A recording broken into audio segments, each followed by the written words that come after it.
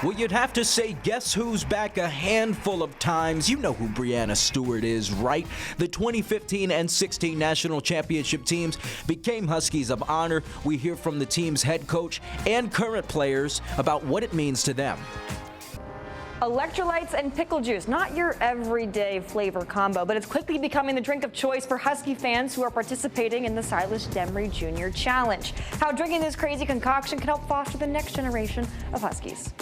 And it had been almost 5 years since UConn men's basketball had won at Seton Hall, but after 4 straight seasons with road losses in New Jersey, the Pirates finally walked the plank. We'll hear from the Huskies. Connecticut Game Week starts now.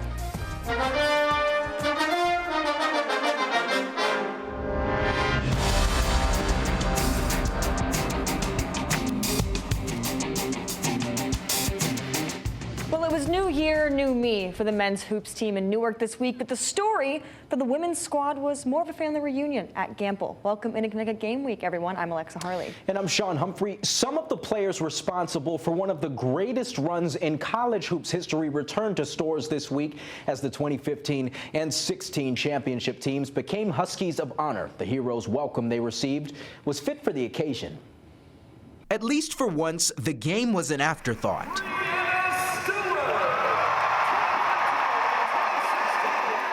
Center court at Gamble Pavilion was the throne for UConn royalty as several members of the 2015 and 16 championship teams returned to stores. And now the walls carry a permanent reminder of two of the greatest teams in college basketball history, the last two legs of a four-peat.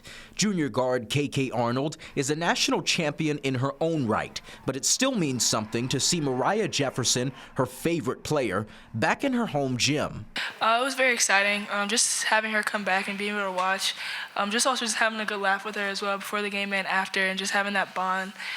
Super grateful for that. After throttling Villanova 99-50, the Huskies are still undefeated. But as if the 4 national championship trophies weren't enough, head coach Gino Auriemma says those teams are set apart. So he's not going to compare his current group to the legends of the past. Maybe because I'm old-fashioned, I think there were some teams that played here at UConn that no one would ever beat, then or now. So I would like for this team to just be a team that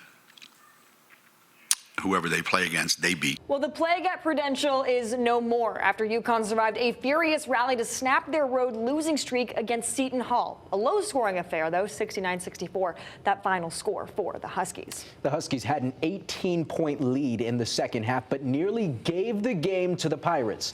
Led by Terrace Reed Jr.'s 21 points, 9 rebounds, and 3 blocks, the Huskies earned their 13th straight win. Their record improved to 17-1. Yeah, that record, it puts UConn off to their best start in Big East play since 1999. That's 27 years for all my mathematicians out there. Now, Seton Hall entered the AP rankings before this game, raising the stakes a little bit for things like tournament seeding and just adding more fuel to the fire that was already lit in New Jersey. But like we mentioned, getting a win at Seton Hall for the first time in 4 seasons was its own motivation. The team captain, 5th-year senior Alex Caravan, had never won at Seton Hall. Like most players, he's taking it one game at a time. Still, he says winning in New Jersey meant a little bit more.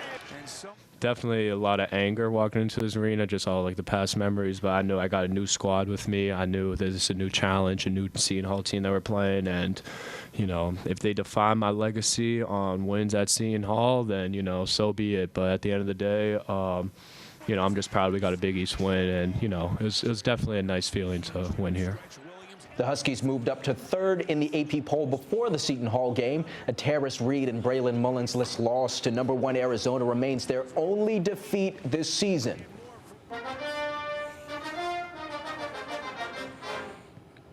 Well, a few weeks ago, in a moment that went viral on social media, UConn's Silas Demery Jr. raced off the court in the middle of the second half against DePaul and threw up. And then Coach Hurley let the world know that Demery Jr. was fine and healthy, just a bad mix of pickle juice and electrolytes, and it just didn't sit well. And Demery Jr.'s upchuck caused a bit of an uproar on the internet thanks to the Husky Ticket Project, a nonprofit organization that aims to send local youth organizations to UConn events. Well, they started the Silas Demery Jr. Challenge, encouraging people to make the concoction themselves. Now, the Husky Ticket Project has been operating since 2017, when alumni Kevin Solomon noticed fans just weren't filling up the seats to support the Huskies, and that's when he and fellow Husky alums decided to start an operation focused on providing UConn tickets to kids across the state. And in that first year, they set a goal of $3,000, surpassed that, hitting $5,000. And in year two, they set their eyes on doubling that total, and instead, they reached an even higher number, $100,000. You know, we want to give kids the experience that we had either growing up or while we were in school. We saw national champions, the heyday of UConn football during the Fiesta Bowl years. And we wanted to give the experiences that we had to maybe some kids that weren't offered the same opportunities that we were. And the Husky Ticket Project has only continued to grow since it started back in 2017, with more than 15,000 kids sent to games, close to 40 partner organizations, and around $175,000 worth of revenue distributed to UConn. And one way the Husky Ticket Project has kept up the engagement and donations is through these quirky internet challenges. Back in 2021, and UConn was playing against Marquette. It was a road game. It was during COVID, so we were all home watching the game on TV. There was no one in the arena. UConn was down. It was the start of the second half. So I went on Twitter and tweeted out that if team won and came back, I would drink a spoonful of hot sauce. Tyler Polley caught fire. So I ended up doing the hot sauce. And then, shortly after that, Kevin reached out to me. Hey, is there any way we could kind of turn this into a challenge? I said, if we could raise $10,000. We blew through that in like the first 48 hours or something. In the end, we raised over $100,000. The most recent challenge, inspired by Silas Demery Jr.'s unfortunate hardwood hurl, has proven to be pretty fortunate for the nonprofit, even garnering national attention during UConn men's basketball games. Chug it, chug it. So far, the Sweet and Sour Challenge has generated more than $5,000 in donations.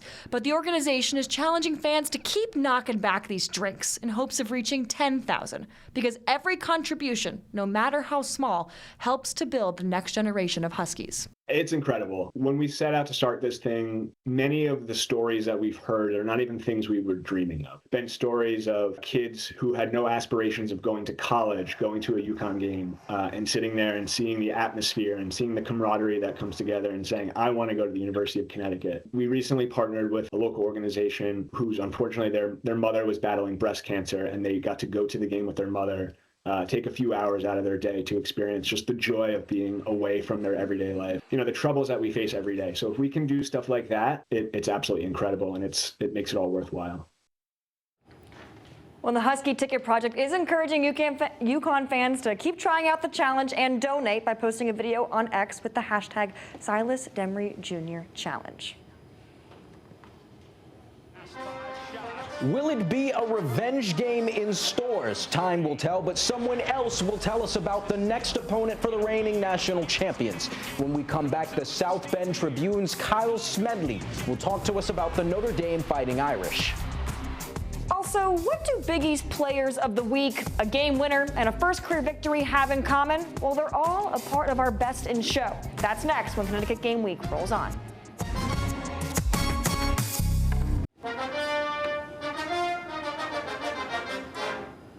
Well, time for this week's Best in Show, and buckle up because we got a lot to get to. We're going to start with another dominant week from Sarah Strong. The sophomore and forward was the Big East Player of the Week for the fourth time so far this season with a studded week of ball, averaging 21 points and 8 rebounds in UConn's win over Creighton. Strong racked up her 5th double-double of the season, and she didn't even play in the fourth quarter of that game. Now, despite leading the Huskies in points, rebounds, assists, and steals, Strong is embodying the aura of unselfishness. Yeah, I feel like the most challenging part for me is always thinking pass first, even when I'm driving to the basket, because I just want to get my teammates involved. And I feel like it's been challenging because in practice I'll overpass and I'll have a good amount of turnovers, so I just got to learn how to kind of, like you said, think, score first, and kind of look for myself before. Yeah. And on the men's side, it was Silas Demry Jr., also the Big East Player of the Week. He averaged 18.5 points, 9.5 assists, and 4 steals in 2 Husky wins after scoring 23 points in UConn's thrilling overtime win over Providence. Demry followed that up with 14 points and a game-high 4 assists against DePaul. After that 72-54 win, Demry spoke about how he's turned the corner this season. I probably just say being more aggressive and just picking and choosing my spots, mixing up whether I'm coming off as a scorer or a playmaker. And I think coach is just telling me be aggressive. I think when I'm aggressive, it opens up a lot more things. And when I'm assertive, my reads are clear. So I think just being more assertive and more aggressive and just trying to make the right play every time. And another Husky with some hardware. It's Braylon Mullins, who took home his second Big East Freshman of the Week honor this season. Mullins has been red hot, leading UConn with 24 points in that huge comeback win over the Friars last week. Then he dropped 16 points and a career-high 7 boards against the Blue Demons. This is the first time the UConn men have swept these awards since December of 2024. And check this out. Cam Hendrickson, are you serious? A pad save and then a dive to his left to keep UMass Lowell off the board. He had 28 saves in UConn's 5-1 win over the Riverhawks. It was also the freshman goaltender's first career victory in a Husky sweater. So Cam, congratulations. And staying on the ice to round out our best in show, look at this. Julia Pellerin, ice in her veins with a game-winning goal in the third period to lift UConn 4-3 over Maine. Thanks to the junior forward's game winner, the Huskies completed their 4th Hockey East weekend sweep of the season. And it was also her 8th goal of the season and 6th game-winning goal as well.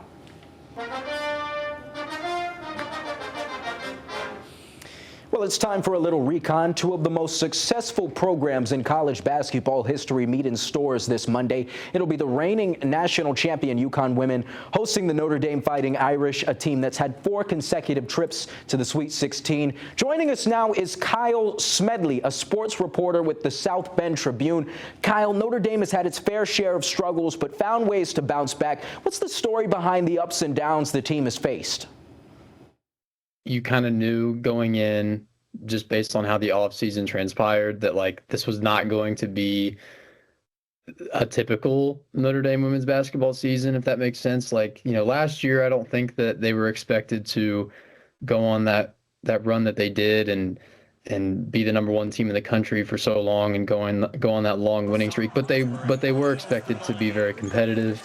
You had last year, I mean, you had Hannah Hidalgo, but you also had Olivia Miles, Kate Koval, Leatu King, like Sonia Citron, like just such a deep team. The only starter from last year left is Hannah Hidalgo, which it's big that she stayed, right? Like they needed her to stay, and I don't think there was ever really any question if she was going to or not.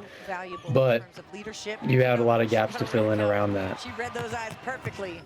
Kyle, last year the Irish did beat the Huskies, and Hannah Hidalgo led the team in scoring. Now she's picked up where she left off, but UConn's defense and its full court press kind of made things difficult for opposing teams. So how do you think Hannah handles the matchup this time? She does well against high quality opponents. We saw it last year. She had 29 points and 10 rebounds. I believe she hit 6 threes. Which is pretty abnormal for her because I feel like her mid-range and obviously just her ability to steal the ball and get fast break layups is probably her bread and butter on offense. But if she can go off like that from 3, it makes a big difference. I think this year it's going to be tough because like last year, obviously you know that Hannah's going to be a threat. But if you're UConn, you also have to pay attention to Olivia Miles and Leatu King. This year, you have to pay attention to Cass Prosper because of how much she's elevated her game. And that's about it. No disrespect to the others. It's really just Hannah, Cass to an extent, but they can zone in on Hannah and I think that'll make it really tough. Well, we'll see what happens, Kyle, and we look forward to the matchup. So thank you for joining us. He was an All-American at UConn and a first-round MLS Super Draft pick. When we come back, you'll hear from Shavar Thomas about his return to Connecticut, where he'll serve as CT United FC's first-ever head coach. Plus, we have a debate on our hands. It's cold, it snows, and it still gets dark early, but there's college sports, plus the NFL playoffs. Is January the worst month of the year? The answer to that question just ahead.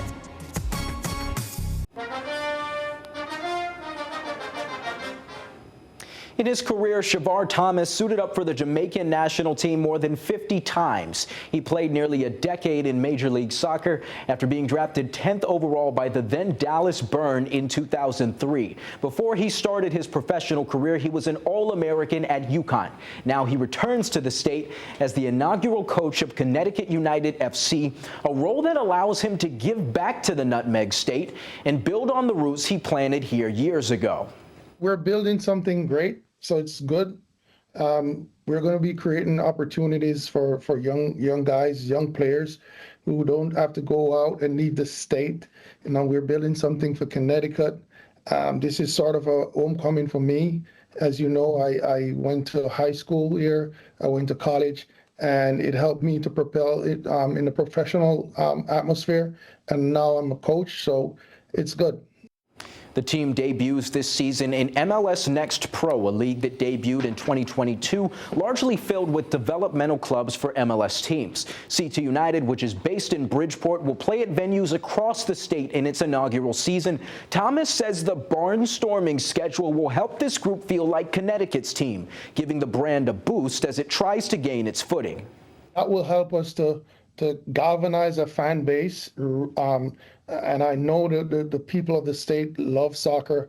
They'll support soccer, build our fan base and the community.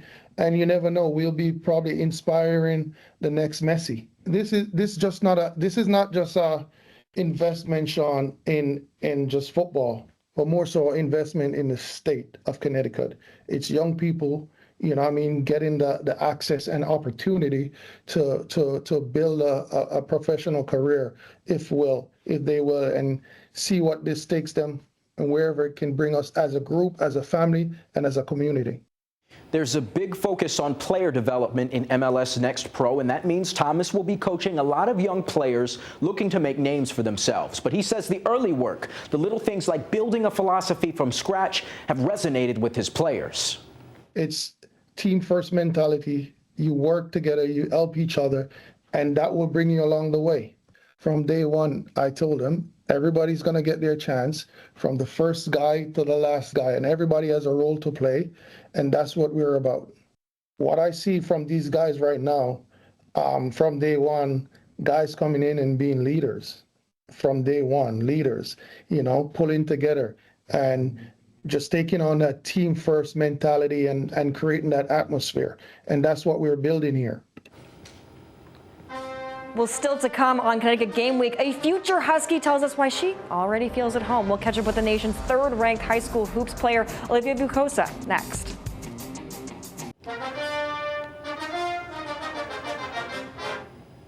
Welcome back. A fairly warm week in Connecticut for this time of year. You know, I disagree, but the sports calendar continues to heat up. And Sean, you got to chat with a future key piece of UConn women's basketball. That's right. I got to speak with Olivia Bucosa, the third-ranked high school basketball girls prospect in the nation. She was New York's Gatorade Player of the Year last season after she averaged just over 19 points, almost 18 rebounds, and more than 5 blocks per game. Of course, we talked about her talent on the court and what she's worked on improving, but we also spoke about what the Huskies mean to their fans, especially the little ones. She says her experiences so far have played a part in making her feel like she's already part of the team.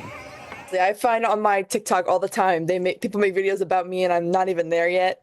Even just walking, I go to my sister's games all the time and people are stopping me and asking me to take pictures with them. And it's just really, it's a whole new outlet that I didn't know about. Olivia is the top-ranked center in the country, so naturally I had to ask her about playing alongside Sarah Strong. You'll hear more of our conversation next week. Definitely looking forward to that. Also, what's in stores? The year was 1988. Miami won the college football national championship. They could again next week. Don't know. Ronald Reagan was president, and UConn met Georgetown for the first time. Fast forward to Saturday, when the rivals will meet for the 55th time. The Huskies have won the past 10 meetings against the Hoyas and lead the series 35-19. That game tips off at noon at Capital One Arena in Washington, D.C. The puck drops for the 6th annual Connecticut Ice Tournament next week. It'll be UConn, Yale, Sacred Heart, and Quinnipiac. The Huskies beat the Pioneers in last year's final. This year's tournament takes place at Ingles Rink in New Haven. UConn faces Yale next Friday. Okay, so everyone has their favorite time of the year, whether it's season or month, and then their least favorite time. So I'm going to start with the positive. My favorite month, and I go back and forth between March and October, but I'm going to side with October. Mine is December. It's pretty easily December. I go back and forth between December and December. And according to a YouGov poll that we've been checking out today, December is the #1 seed for America's favorite month of the year. Now, it comes as no surprise to many that January was voted as the worst month of the year, winning 31% of the vote. That's a third of the nation voting for that, Sean. Just under that 33.3333. Okay, we're going to round up. It's a third. So is January the worst month in your opinion, I can't say January is the worst month. I don't really have beef with any of the months, but I went with July. You know, it was a little bit of a tough choice. Like I said, no major beef with any of the months, and so I went with July because, you know, I'm a hockey fan. It's right after the Stanley Cup playoffs are over. It's right after the NBA playoffs are over, and it's just a slow time of year. It's not so much bad. I don't mind the heat too much, except for when I've experienced triple-digit heat. Triple-digit heat is kind of crazy, but I don't mind it overall. It's just kind of slow. I'd like just a little bit more speed to the month. I went with August, which is right after July. Same reasons. It is hot, especially for us who were, you know, born and raised in the South. It gets very, very hot. Obviously, maybe not as hot up here. Also in August, you don't really have any sports unless you're a crazy baseball fan, which you and I do like baseball. Yeah. But even then, it's not September, so it's not the fun time of the year. College football, like week 0 is the last weekend of the month, so that barely even counts. NFL preseason, nobody cares. I'm just saying about the preseason. So like, it's a boring month as far as sports goes. It's hot in the air, and the holidays, like they're coming up, but we're not quite there yet. You can't put your tree up yet in August. You got soccer starting overseas, but it is the start of the year. So it's not the games that are kind of heating up the most. Here, I know MLS is about to change its calendar, but they are kind of getting toward the end of the season. So I can see how that's a little bit of just a weird zone. I get the January hate because like you're on the holiday haze, like you're so done with eating, you're so done with going out, you just want to stay in, do nothing. So I understand, you know, the complaints about January, but like, I'm having a great time. It's the rebranding time of the year. Everyone has their goals for the year, and you can still achieve them now. The Valentine's Day stuff is up at Walmart. You know? Yeah, it's kind of, you know, it's interesting. No beef with any of the months, so shout out to all the month fans out there. Next week, less months, more UConn. We'll see you next time.